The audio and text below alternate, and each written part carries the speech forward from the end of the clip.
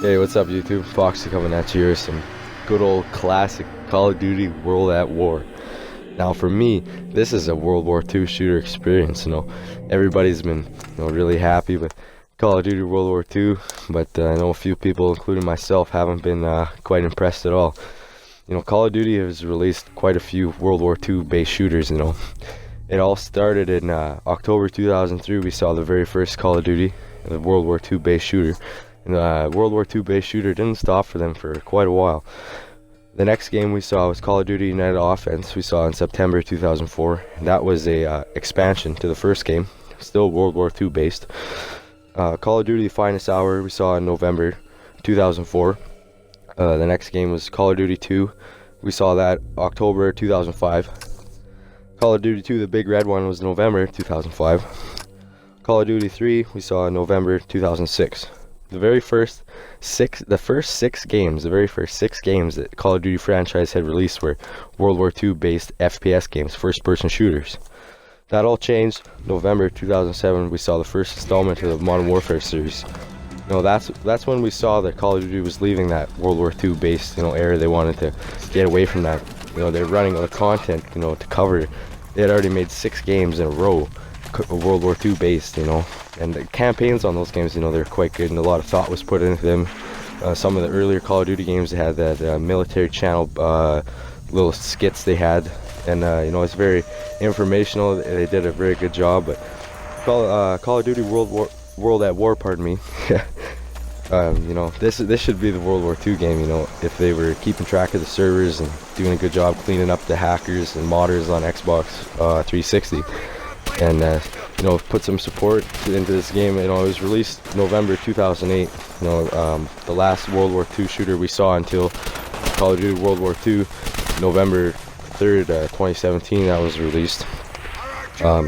November 2009 we saw Call of Duty Modern Warfare 2, and that was when the time change, the time scale started to pick up for the Modern Warfare series, and they wanted to leave the World War II behind. They needed more content. People didn't want to see another World War II based game. We had so many already, and there wasn't only Call of Duty franchise that was releasing World War II based shooters back then. The next game Call of Duty franchise released was Black Ops 1, and that was November 2010. And the times were changing, the Vietnam War, but you could, it's still a middle 60s, late 60s, early 60s based game, but you could still feel that Call of Duty wanted to leave behind the older base games and start moving ahead, thinking outside the box ideas. Plus they needed time to develop Modern Warfare 3, which was the next installment we saw in November 2011. And personally, I thought that was going to be the last installment to the Modern Warfare series. Makarov was dead.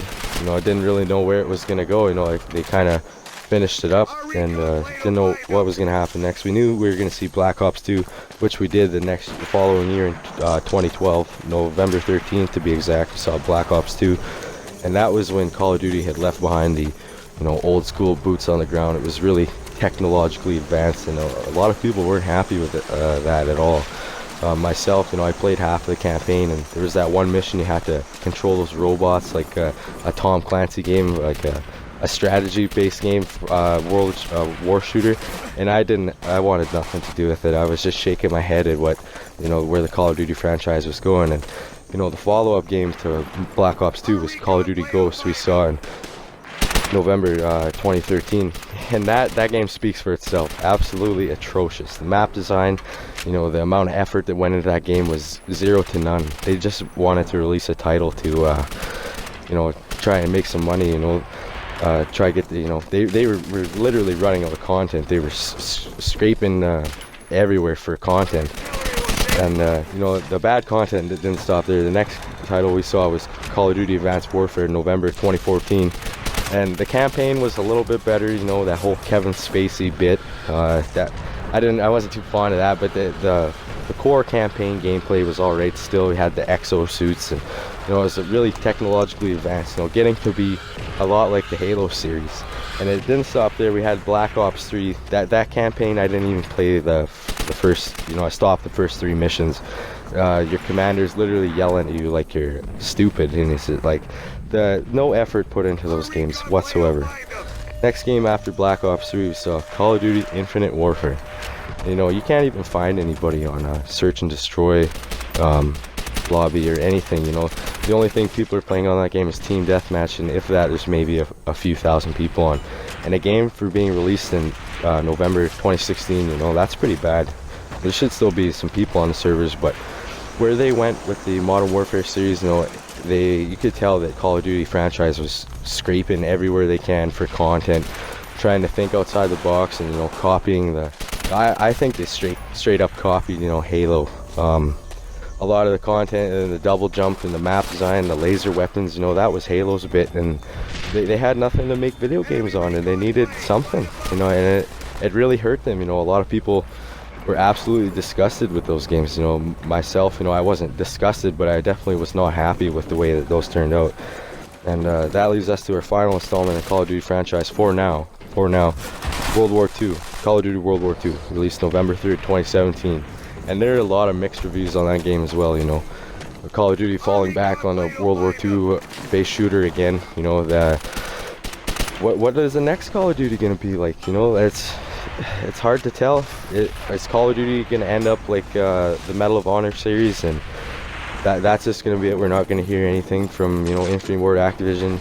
You know, that's it. They're just going to stop it. You know, people that buy the game and play the game, that's what makes a game. You know, good core development and pride in their work, and not just trying to meet a release date and make a quick buck. You know, what Call of Duty used to be, you know, like this game right here, a good World War II based shooter. But now that, you know, times have changed, this game was released 9.5 years ago, 9 years and a bit, you know, and there's still people on here playing. If they would, you know, I think Call of Duty, they're just going to start remastering all their games, to be honest, for the new gen consoles, because there's really nowhere for them to go. There's not another rock for them to turn over. They covered a lot of content over the years. They've been releasing at least a game a year since 2003, and we're in 2018 now. You know, the next Call of Duty game, if there will be one, it'll be, you know, around November, like September area, all October. Those couple months before Christmas, they've always, you know, been trying to get the bang out of their games, you know, trying to get the most money they can. So I'm not sure, take it with a grain of salt, but I personally think the Call of Duty franchise is dying. It's running out of content. But you can be the judge of that, you know. Leave a like, you know, subscribe for daily content. I appreciate you guys checking out my videos. You know, I'm just an aspiring channel here, but no, let me know in the comments if you want to see any other kind of coverage on any other games, content. You know, thanks for tuning in. I'll see you in the next one. Bye.